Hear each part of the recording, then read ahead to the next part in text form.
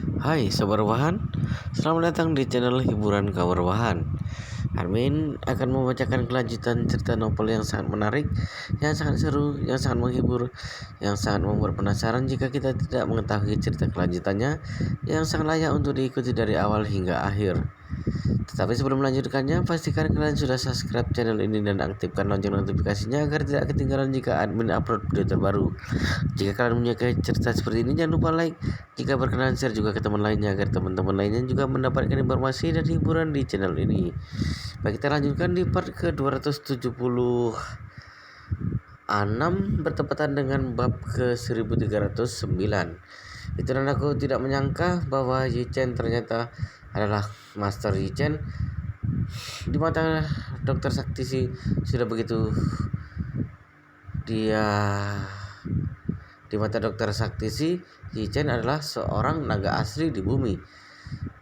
Jepang juga memiliki banyak dongeng yang berkaitan dengan naga. Lagi pula, budaya Jepang awalnya juga diturunkan dari Tiongkok.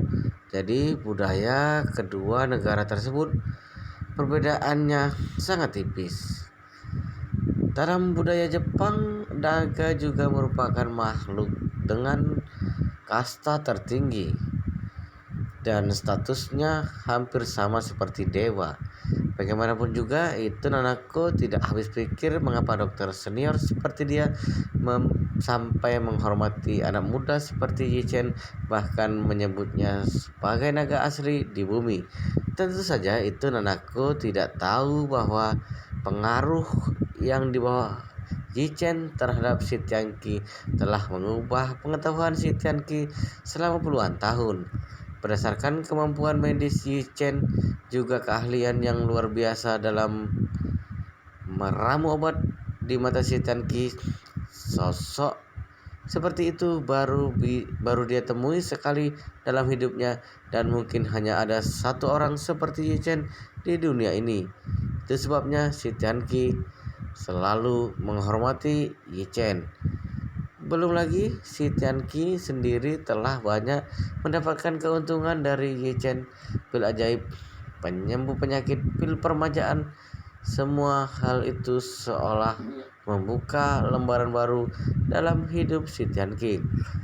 Kebaikan sebesar itu tidak akan pernah dilupakan oleh Si Tianqi. Dia juga tidak akan bisa membayarnya. Saat ini, itu Nanako sangat kesal saat melihat sikap Si Tianqi. Dia cepat-cepat memohon dengan rendah hati, "Dokter Si Tianqi, guruku waktu itu hanya kilap sesaat saja saat menyinggung Tuan Yi. Pada perdebatan tentu saja bisa menimbulkan kesalahpahaman. Hal tersebut memang sesuatu yang salah, tapi kesalahannya tidak fatal. Jadi tolong tunjukkan belas kasihan Anda dan tolong dia." Si Tianqi melambaikan tangan dan berkata dengan ekspresi tegas, "Nona, Master Yi bisa dibilang telah menyelamatkan hidupku. Aku tinggal di Jinling, membuka klinik, dan menyelamatkan nyawa orang lain itu juga demi membalas kebaikan Master Yi. Jadi, siapapun yang menyinggung Master Yi adalah musuh bagiku. Aku lihat cara bicara dan sikapmu sangat sopan. Aku tidak ingin berbuat jahat padamu, juga tidak ingin mengusirmu dari sini. Jadi tolong pergilah dari sini atas kesadaran sendiri." Tunan aku berkata sambil terisak-isak, "Dokter Saktisi, seorang dokter harus memiliki hati yang baik. Anda tidak bisa diam saat melihat orang sakit." Si Tianqi mengepalkan kedua tangannya di depan itu Nanaku. "Dokter memang harus berhati baik, tapi hutang rasa terima kasihku sangat besar. Aku sama sekali tidak memiliki keraguan soal itu. Kamu tidak perlu terlalu banyak berbicara. Silakan pergi dari sini." Setelah itu dia memalingkan wajahnya ke Chen Xiaojao dan memerintahkan, "Xiaojao, persilahkan tamu untuk pergi." Itu nanaku masih ingin terus memohon dan berjuang untuk itu, tapi si Tenki sudah meletakkan kedua tangannya di belakang punggung dan berjalan dengan langkah besar menuju ruang di dalam klinik. Tidak perlu menunggu itu nanaku angkat bicara. Chen Xiaojiao sudah memberi isyarat mempersilahkan. Dia kemudian dia kemudian berkata, "Nona, silakan pulang." Itu nanaku menghela nafas kesal. Dengan hormat dia berkata, "Maaf sudah mengganggu." Saya mengatakan itu. Itu nanaku berbalik dan pergi dengan perasaan agak terguncang. Kobayashi Jiro mengikutinya dari awal sampai akhir, tapi selama itu pula dia tidak berani mengatakan apapun. Bagi Kobayashi Jiro, berhubungan dengan wanita memang penting, tapi keselamatan dirinya jauh lebih penting. Kakaknya mengalami nasib buruk di pusat pengobatan masyarakat ini. Kobayashi Jiro tidak berani membuat kesalahan di sini. Sambil menemani itu Nanako keluar dari pusat pengobatan masyarakat, Kobayashi Jiro pun memberikan saran, "Jangan terlalu dipikirkan, Nona Nanaku. Sikap dokter itu memang agak aneh. Lebih baik kita kembali ke hotel untuk beristirahat. Kita akan datang lagi lain hari." Bukankah Tiongkok memiliki sebuah cerita terkenal bernama Kisah Tiga Negara? Diceritakan bahwa Liu Bei pergi ke rumah Zhuge Liang sebanyak 3 kali untuk mengajaknya keluar dari gunung. Setelah tiga, Zhuge Liang akhirnya setuju untuk turun gunung. Kita lakukan hal yang sama pada pusat pengobatan masyarakat. Itu nanaku menggelengkan kepala dan berkata, "Aku melihat pandangan mata dokter Saktisi saat dia menolakku tadi. Aku sudah tahu bahwa aku tidak akan punya kesempatan meskipun aku datang 3 kali atau 30 kali. Aku takut hasilnya akan sama. Sekarang jika aku ingin menyelesaikan masalah ini, sepertinya harus dimulai dari Tuan Ji dulu." Yi Chen, Jiro merasakan sensasi dingin di belakang lehernya. Kemudian dia langsung berkata, "Nona Nanaku, sebisa mungkin tolong Nona jauhi saja orang bermarga Yi Chen itu. Dia sangat berbahaya. Nona jangan sampai banyak terlibat dengannya." Setelahnya Kobayashi Jiro menambahkan, "Selain itu, tolong Nona jangan mendengarkan saran dari Tuan Yamamoto dengan menjadikan Yi Chen sebagai guru Nona. Sejauh yang aku tahu, Yi Chen sangat tidak ramah terhadap orang Jepang. Jika tidak demikian, maka Yi Chen tidak mungkin langsung melumpuhkan Tuan Yamamoto hanya karena Tuan Yamamoto mengatainya sebagai persakitan Asia Timur." Itu nanaku mengangguk. "Aku juga tidak terpikir dia akan menerimaku sebagai murid. Aku hanya berharap dia bisa menyembuhkan guruku, atau setidaknya membujuk dokter Saktisi supaya mau menyembuhkan guruku." Kobayashi Jiro bertanya, "Apa Nona berencana akan menemui Yi Chen di lain hari?" "Bukan di lain hari, tapi hari ini." "Hari ini? Ini sudah malam. Apa Nona benar-benar akan menemui Yi Chen sekarang?" "Benar, tidak salah lagi. Aku akan menemuinya sekarang." Dengan wajah penuh tekad, itu nanaku berkata kepada Kobayashi Jiro, Aku telah menyuruh orang mencari informasi. Dia tampaknya tinggal di area villa terbaik di Jinling, yaitu Thompson kelas atas. Aku minta tolong pada Tuan Kobayashi untuk mengantarkanku ke sana." "Ah, kamu ingin pergi ke rumah Yi Chen dan menemuinya? Tidak boleh." Kobayashi Jiro cepat-cepat melambaikan tangan. Kobayashi Jiro tahu benar bagaimana Yi Chen. Dia adalah orang yang sangat sulit dihadapi dan sangat keras kepala. Jika itu nanaku pergi menemui Yi Chen, Dia bukan hanya tidak akan mendapatkan hasil apapun, tapi Jichen bisa jadi akan marah dan menyakiti itu Nanaku. Alhasil Kobayashi Jiro lekas-lekas berkata, "Nona Nanaku, Nona tidak tahu bagaimana Jichen yang sesungguhnya. Jika Nona menemuinya begitu saja, Nona pasti akan tersiksa." Itu Nanaku berkata, "Aku tidak akan bersaing dengannya. Aku juga tahu kemampuanku tidak sebanding dengan seekor semut di matanya. Aku hanya ingin dengan tulus meminta bantuannya. Seberapa besar pun harga yang harus dikubayar, aku harus menyembuhkan guruku." Koshijiro ingin mengatakan sesuatu lagi, tapi itu Nanako tidak memberinya kesempatan. Itu Nanako berkata serius, "Tuan Kobayashi, bisakah Tuan mengantarkanku ke Thompson kelas atas? Jika bisa, maka kita berangkat sekarang. Jika tidak bisa, maka aku akan naik taksi sekarang." Kobayashi Jiro menghela nafas, tidak berdaya. "Baiklah, jika Nanaku bersikeras dengan melakukannya, nah, maka aku akan mengantar Nona." Saat dalam perjalanan pulang, Yichen mendapat telepon dari si Tiangqi. Si Tiangqi memberitahu Yichen bahwa seorang gadis telah datang dan meminta bantuannya untuk menyembuhkan seorang pasien yang seluruh meridiannya telah putus. Si Tiangqi bertanya kepada Yichen yang melakukannya. Yichen mengakuinya dengan santai dan berkata, "Kalau aku tidak salah menebak, gadis yang meminta bantuan padamu itu namanya Itu Nanako. Dia adalah seorang gadis Jepang dan orang yang kuserang adalah Yamamoto Kazuki yang merupakan guru gadis itu. Pria bernama Yamamoto Kazuki itu berani sebut-sebut soal pesakitan Asia Timur di hadapanku. Tentu saja aku tidak akan memaafkannya. Ternyata dia orang Jepang." Si Tiangqi berteriak marah. "Waktu itu orang yang hendak mencuri obat Anda yang ada padaku juga orang Jepang. Mereka mencari masalah lagi dan lagi. Dasar orang barbar tidak tahu adab." Yichen tiba-tiba tertawa. "Mereka telah mengikuti kita selama ribuan tahun.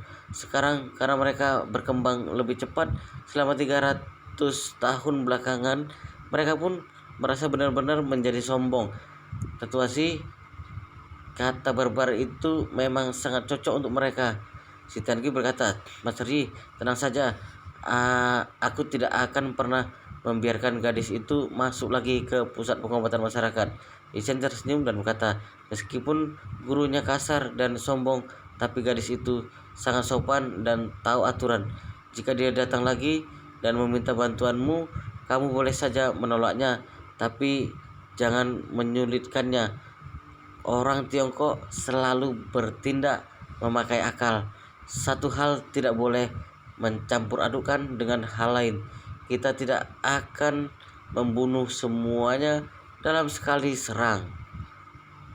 Yichen sangat muak terhadap Yamamoto Kazuki, tapi kalau boleh jujur, Yichen memiliki kesan yang baik terhadap Itu Nanako. Meskipun Itu Nanako sudah berlatih bela diri selama bertahun-tahun, tetapi Yichen masih bisa melihat kelembutan dan kehangatan dalam hatinya. Dia termasuk gadis cerdas yang jarang ditemui. Mendengar hal tersebut, si Tiangqi buru-buru menjawab, "Aku mengerti, Master Yi. Master Yi, tenang saja. Jika dia datang lagi lain kali, aku akan berusaha memperlakukannya sebaik mungkin." "Ya, itu sudah cukup," Yichen menambahkan. "Baiklah kalau begitu, Tuan Si, aku hampir sampai rumah. Aku tutup dulu teleponnya ya." "Baik, Mas Riji." Setelah menutup telepon dari si Tiangqi, Yichen melaju ke area Villa Thompson kelas atas. Yichen memelankan laju mobilnya saat tahu bahwa dirinya sudah mendekati gerbang rumahnya. Tetapi pada saat itu tiba-tiba saja muncul seorang dari arah samping. Dia berdiri di tempat di depan mobil Yichen. Yichen menginjak rem dan menghentikan mobil. Dia mendongak dan mendapati bahwa yang berdiri di depan mobilnya adalah Itu Nanako. Yichen mau tidak mau merasa kebingungan.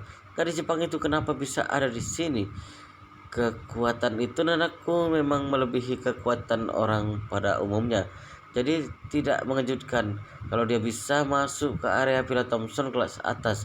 Tapi yang membuat Yi Chen penasaran adalah buat apa gadis Jepang itu mencarinya.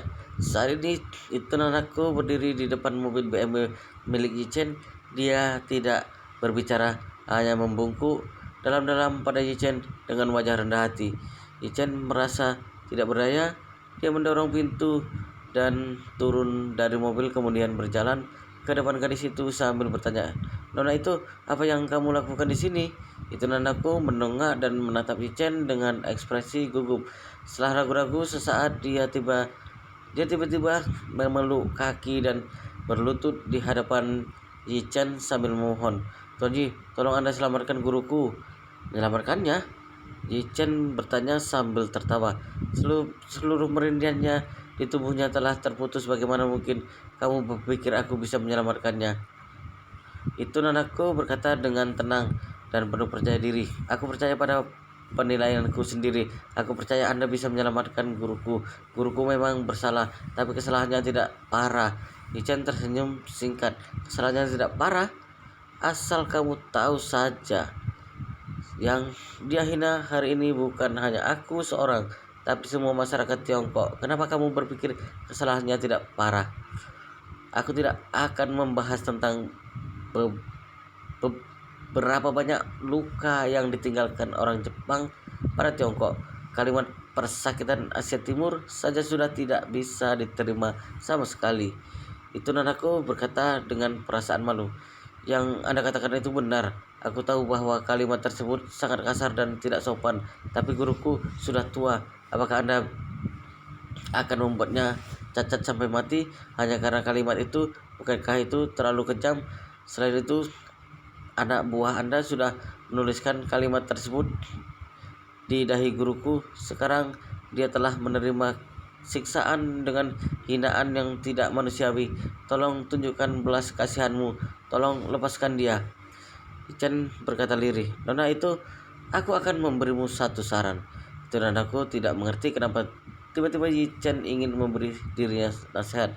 Gadis itu pun hanya bisa menjawab dengan cepat, "Tuan Yi, silakan diutarakan, aku akan mendengarkan."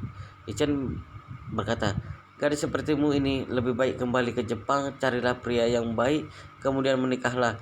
Mulai sekarang temani suamimu dan ajari anakmu, jangan latihan bela diri lagi. Terlebih jangan berharap bisa membuat terobosan baru di dunia bela diri." Dan aku memandang Yi-chen dan menolak untuk menurut. Tuan Ji, apakah Anda meremehkan kekuatanku?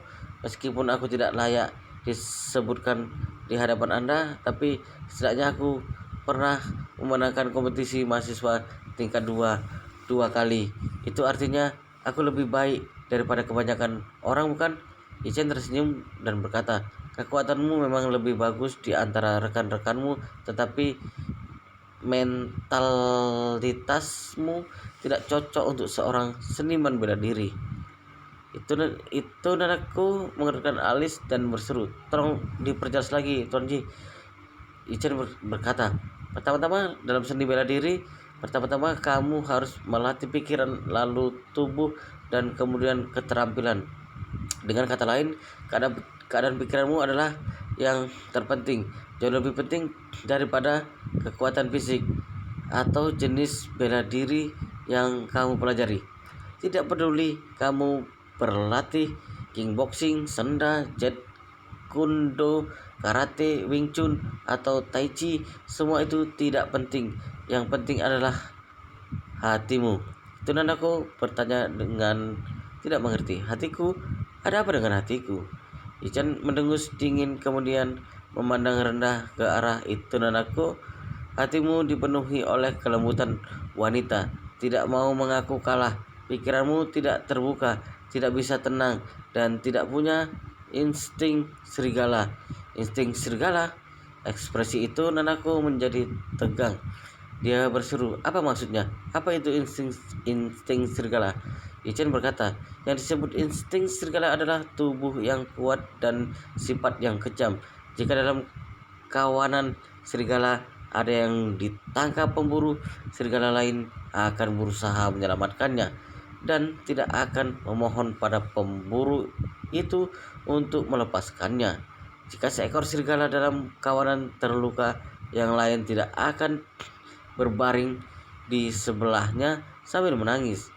Mereka akan menunjukkan taring mereka demi membalaskan dendam teman mereka.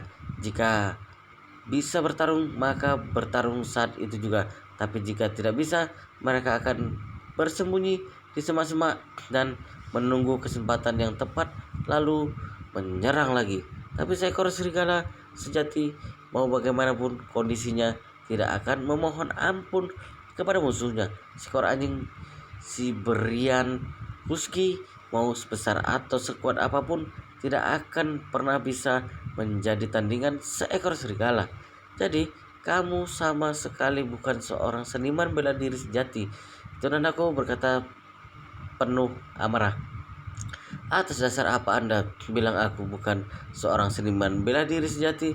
Ichan mendengus dingin.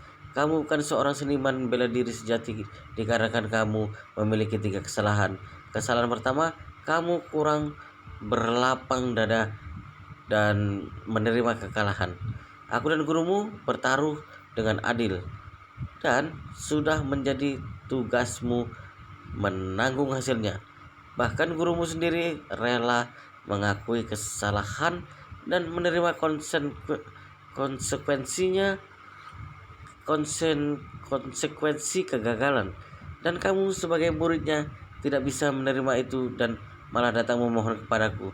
Sekarang kutanya, jika kamu yang kalah dalam taruhan, apakah kamu juga akan bertindak memalukan dengan tidak mau menerima kekalahan? Wajah itu Nanaku memerah mendengar teguran tersebut. Untuk sesaat dia tidak tahu harus berbuat apa. Ichen melanjutkan, kesalahan kedua, sebagai seorang seniman bela diri, meskipun tubuhmu kuat, tapi hatimu sangat lemah. Ini membuktikan bahwa dari lubuk hati terdalam kamu tidak layak menjadi seniman bela diri. Di mataku, seorang seniman bela diri adalah serigala yang berani bertarung dan tidak takut mati. Dan meskipun kamu memiliki fisik dan taring seperti seekor serigala, tapi jauh di dalam dirimu kamu tidak lebih dari anjing toy pudel yang menyedihkan. Ketika mendengar hal tersebut, air mata itu Nanako jatuh. Sementara itu Yichen terus melanjutkannya. Kesalahan ketiga, seorang seniman bela diri harus seperti prajurit yang menghadapi kematian dengan santai. Di medan peperang, kepala bisa putus, darah bisa mengalir, tapi tekad tidak boleh runtuh. Sementara kamu datang kepadaku dan memohon belas kasihan di medan perang yang sesungguhnya. Apakah kamu juga akan berlutut kepada musuh dan memohon belas kasihan? Apa kamu juga akan memohon kepada musuh untuk melepaskanmu? Seorang prajurit berlutut kepada musuh memohon belas kasihan jelas bukan seorang seniman bela diri sejati. Jadi kalau aku bilang kamu bukan seorang seniman bela diri sejati, apakah aku termasuk sudah menyinggungmu? Apa yang kamu lakukan sekarang sudah menodai kata seniman bela diri itu sendiri? Karena itu aku menyarankanmu untuk tidak berlatih seni bela diri lagi. Kamu tidak layak melakukannya, karena kamu memiliki kelembutan hati seperti itu. Kamu seharusnya pulang dan menjadi istri, ibu, serta wanita yang baik. Aku yakin kamu lebih pantas dengan peran itu daripada menjadi seorang seniman bela diri. Setelah ditegur sekejam itu oleh Yichen, seluruh emosi itu Nanaku mendadak runtuh. Dalam sekejap dia sudah menangis pilu. Kata-kata Yichen membuat itu Nanako mengerti bahwa dia tidak pernah menjadi seniman bela diri sejati. Meskipun dirinya pernah memenangkan kejuaraan dunia, meskipun dirinya pernah menjadi master top kategori usia muda, tapi dirinya belum memahami inti dari menjadi seorang seniman bela diri. Melihat itu Nanako menangis terseduh-seduh dan hampir pingsan. Yichen pun menghela napas sejenak, menghela napas tidak berdaya sambil berkata, "Maafkan aku. Ucapanku barusan agak terlalu kejam. Tapi aku harap kamu bisa mengerti apa inti dari menjadi seorang seniman bela diri sejati." Itu dan aku mengangkat kepalanya sambil menatap Ichen dengan mata memerah. Gadis itu berlutut di tanah sambil menangis deras. "Aku ingin Tuan Yi memperjelasnya. Aku mohon saran Tuan Yi." Ichen tidak mengeluarkan tangan untuk membantu itu dan aku, tetapi berkata dengan wajah serius, "Inti dari seorang seniman bela diri bukan terletak pada kekuatan fisik, tapi pada kekuatan hati. Jika memiliki kekuatan hati, bahkan jika itu orang cacat, tapi dia akan hidup sejalan dengan inti seorang seniman bela diri. Contohnya gurumu, meskipun dia sangat sombong, tapi dia mau menerima kekalahan. Dari sudut pandang itu saja, gurumu jauh lebih baik daripada dirimu." Itu Nanaku berkata dengan pandangan sedih. "Guruku berusaha bunuh diri dengan menggigit lidahnya hari ini. Aku percaya jika dia bisa menggunakan tangannya, dengan pasti sudah bunuh diri dengan cara membelah perut." Chan mengganggu. Itu bukti bahwa meskipun kekuatan fisiknya lemah, tapi dia memiliki hati yang kuat. Dilihat dari hatinya, dia hidup sebagai seorang seniman bela diri. Sementara kamu, sambil mengatakan hal tersebut, Yichen memandang itu dan aku dari atas ke bawah. Dengan serius dia berkata, "Untuk saat ini kamu memang tidak pantas berlatih bela diri. Aku berikan satu saran untukmu. Setelah perlombaan ini berakhir, pulanglah ke Jepang dan kamu bisa kuliah. Setelah lulus nanti kamu bisa melanjutkan prasarjana atau menikah dan segera memiliki anak, lalu memulai hari-hari yang normal." Itu aku berkata dengan mata memerah, "Tapi aku benar-benar tidak ingin melepaskan bela diri." Ichen berkata pelan, "Karena kamu tidak ingin menyerah, kamu harus mencari cara untuk memperkuat hatimu." Itu aku bertanya, "Tuan Yi, aku bagaimana cara memperkuat diri dari dalam?" Ichen berkata, "Mudah sekali. Pertama-tama, kamu harus mulai dari masalah gurumu. Akuilah takdirnya. Itu adalah cara pertama untuk memperkuat hati. Kemudian bulatkan tekadmu untuk membalaskan dendamnya. Itu adalah cara kedua untuk memperkuat hati." Itu aku melambaikan tangannya, "Tuan Ji, aku tidak pernah berpikir ingin membalaskan dendam guruku. Aku sadar bahwa diriku bukanlah tandingan Anda. Aku juga tahu bahwa Anda tidak bisa disalahkan atas nasib guru hari ini." Ichen mengangguk setuju dan berkata dengan serius, "Karena kamu sudah sadar bahwa kamu tidak bisa menyalahkanku atas hal ini, itu bukti bahwa kamu sudah mengalami sedikit kemajuan. Ini sepenuhnya adalah salah gurumu. Jadi aku sarankan kepadamu tidak perlu terlalu menyalahkan diri sendiri. Jika kamu merasa kasihan padanya setelah kembali ke Jepang nanti, kamu harus menjaga dia dengan baik." Itu dan aku mengangguk-anggukkan kepala. "Master Yi, aku mengerti." Ichen berkata, "Ya baguslah kalau kamu mengerti. Sudah hari juga sudah larut. Lebih baik kamu segera pulang." Itu dan aku lekas-lekas berkata, "Tuan Yi, aku masih punya satu pertanyaan lagi untuk Anda." Ichen, "Katakan saja." Itu dan aku bertanya, "Tuan Yi, mungkinkah Anda bersedia menerima sebagai murid Anda?" Ichen berkata dengan sangat tegas, "Tidak mungkin." "Kenapa?" Itu dan aku langsung bertanya kepada Ichen, "Karena aku kurang pantas atau karena aku orang Jepang?" Ichen tidak berusaha menyembunyikan maksud hatinya dan berkata dengan lugas, alasan yang paling utama memang karena kamu orang Jepang. Selama ribuan tahun orang Tiongkok telah banyak mengajari orang Jepang, tetapi orang Jepang tidak tahu terima kasih. Bahkan dalam kurun waktu 300 tahun belakangan, Jepang telah berulang kali menjadi musuh Tiongkok dan merugikan rakyat Tiongkok. Seseorang tentu tidak akan masuk ke lubang yang sama 2 kali. Jadi belajar dari pengalaman itu, aku tidak akan pernah mengajarkan ilmu bela diri Tiongkok kepada wanita Jepang. Hati itu nanakku dalam sekejap langsung merasa sangat kecewa. Untuk pertama kalinya dia merasa malu menjadi orang Jepang. Wow, luar biasa sekali guys ceritanya, sangat seru, sangat menarik, sangat menghibur, sangat membuat kita penasaran untuk mengetahui cerita kelanjutannya. Tetapi sepertinya di video ini, di part ini sampai di sini dulu, dan kita akan lanjutkan di part berikutnya. Pastikan kalian sudah subscribe channel ini dan aktifkan lonceng notifikasinya agar tidak ketinggalan jika admin upload video terbaru.